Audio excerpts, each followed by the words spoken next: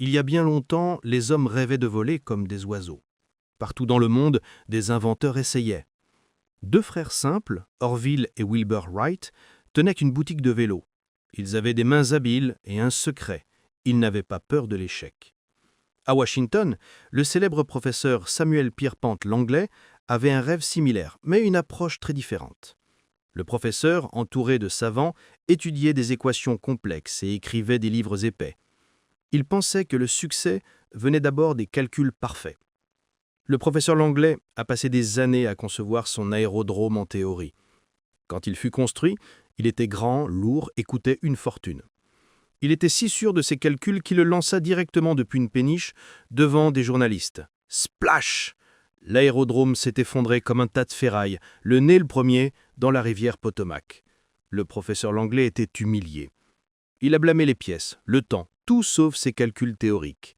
Il a abandonné, convaincu que voler était impossible pour le moment. Pendant ce temps, les frères Wright travaillaient à Kitty Hawk, là où le vent était fort. Ils ne voulaient pas construire une machine volante tout de suite, ils voulaient d'abord apprendre à la piloter. Chaque tentative était un échec. Le planeur plongeait, tournait mal ou s'écrasait dans le sable mou.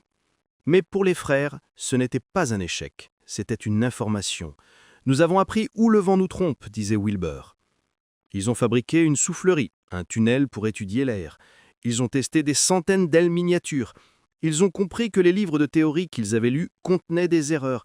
Ils devaient réécrire les règles, une petite expérience à la fois. Le 17 décembre 1903. Orville se coucha sur l'aile inférieure, le moteur rugit et le flyer décolla. Le vol ne dura que 12 secondes, mais c'était le premier vol motorisé de l'histoire.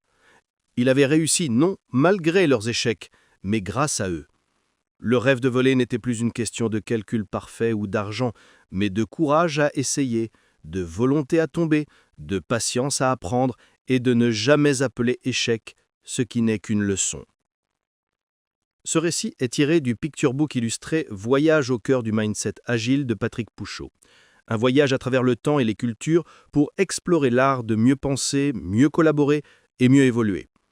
Découvrez à travers des histoires captivantes et des illustrations immersives comment de petits changements d'état d'esprit peuvent créer de grandes réussites. Un livre qui ouvre l'esprit, fait réfléchir et donne envie de passer à l'action.